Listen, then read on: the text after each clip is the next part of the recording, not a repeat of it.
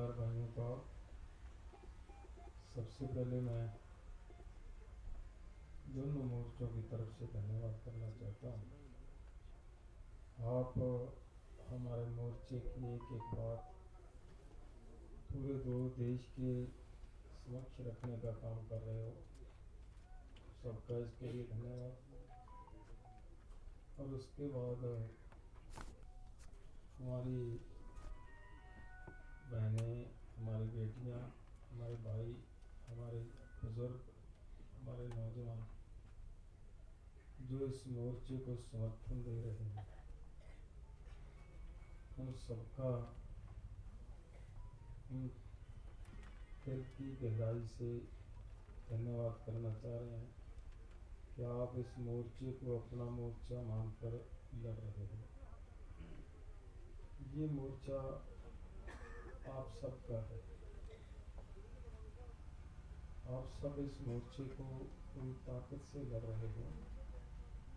मैं एक विनती करता हूँ, देखिए जैसे काका सिंह जी ने बात कही है कि हर वक्त यहाँ पे ये खदशा बना रहता है कि किसी भी समय सरकार हमारे अनशन को करवाने के लिए हमें यहाँ से उठाने का प्रयास कर सकती है। उससे बचने के लिए, मोर्चे को बचाने के लिए जितने हमारे वॉलंटियर्स हैं वो सब अपनी अपनी ड्यूटी पूरी मुस्तैदी से निभा रहे हैं। वही एक डर है उनके अंदर जिसकी वजह से वो कभी कभार आपको सख्ती से बोल देते हैं। इसके लिए अगर किसी ने भी, हमारे किसी साथी ने, किसी वॉलंटियर ने किसी को भी कड़वा शब्द बोल दिया हो या किसी भी साथी के प्रति मीडिया पे कोई ऐसा शब्द बोल दिया गया हो जो ठीक ना लगे, उसकी हम मोर्चे की तरफ से, मैं अपनी तरफ से क्षमा चाहता हूँ और उम्मीद करता हूँ कि आप सब माफ़ करोगे।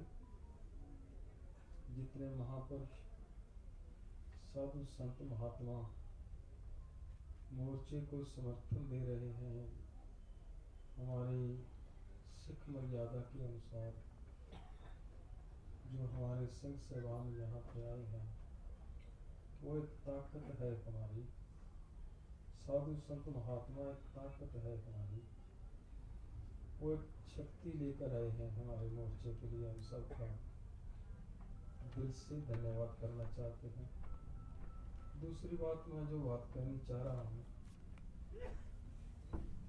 वो हमारे देश के गृह मंत्री जी कल कुछ बोले हैं। पहली तो बात ये है कि जो प्रधानमंत्री, गृह मंत्री, ये छोटे पद नहीं होते, ये बहुत बड़े पद होते हैं। इन पदों की मर्यादा बनाए रखने के लिए इन पदों पे बैठे व्यक्तियों को कभी भी लोगों के अंदर गलत इंफॉर्मेशन नहीं देनी चाहिए। जो उन्होंने कल कहा कि हम किसानों को 3.5 गुना MSP से बढ़कर कीमत दे रहे हैं, रेट दे रहे हैं। दुख हुआ ये बात सुनकर कि इतने बड़े पद पे बैठा व्यक्ति इतना भ्रम फैला सकता है क्या देश के अंदर?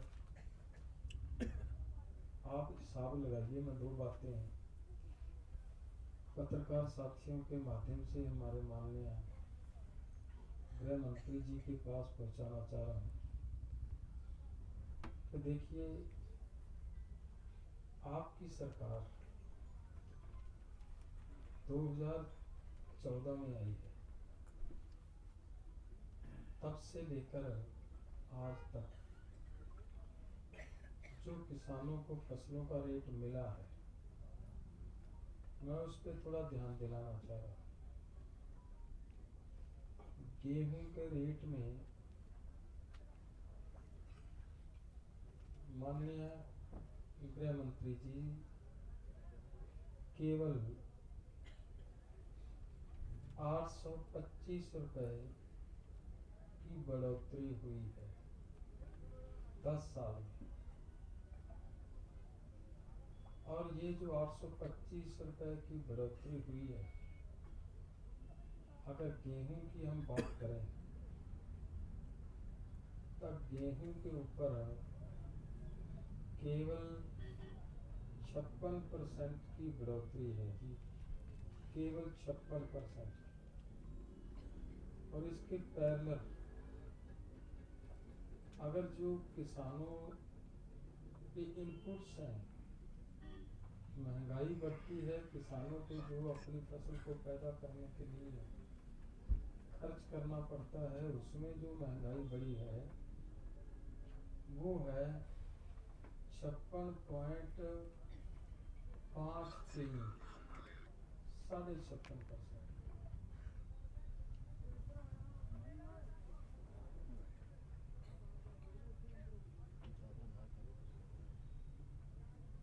वो 56.5% की। तो बताएं, आप सब इस बात का हिसाब लगा सकते हो कि महंगाई बढ़ी है, जो किसानों ने फसल के ऊपर खर्च करना उसका पैसा बढ़ा है, या किसानों को जो दिया जा रहा है वो बढ़ा है। ये क्लियर करते आंकड़े हैं, ये कोई इधर उधर की बातें नहीं। तो उल्टा किसान की जेब से आधा % जा रहा है जो आपने दिया।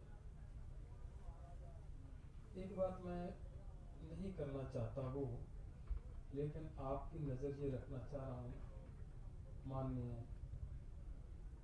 गृह मंत्री जी, जो अगर हम पहले की सरकार के 10 साल का भी हिसाब लगा लें तो उसमें ये बात क्लियर हुई है, उनके टाइम में जो गेहूं की कीमत में बढ़ोतरी हुई है 10 साल में, 2004 से लेकर 2014 तक, वो हुई है 130% की बढ़ोतरी। और आपकी सरकार में बढ़ोतरी हुई है 56%। तो मुझे तो पता नहीं चल रहा किस हिसाब से हमारे माननीय गृह मंत्री जी ये कह रहे हैं कि हम किसानों को 3.5 गुना MSP से ज़्यादा दे रहे हैं। अगर आप MSP से ज़्यादा दे रहे हो तो MSP गारंटी कानून देने से क्या दिक्कत है? उसमें तो कोई दिक्कत ही नहीं है, तो वो दे सकते हैं। आज देश के अंदर जो किसानों के साथ बहुत सारे राज्य ऐसे हैं यहाँ पे MSP होने के बावजूद भी धान की खरीदी नहीं हो रही। बिहार हमारे सामने है, यूपी हमारे सामने है, और बहुत सारे राज्य हैं यहाँ ये नहीं हो रहा। तो डॉक्टर साहब की एडवाइस के मुताबिक ज़्यादा ना बोलूं, मेरा मन तो था कि मैं और भी कुछ बातें करना चाह रहा था। बाकी बात अभिमन्यु पहाड़ जी आपके समक्ष रख देंगे। धन्यवाद।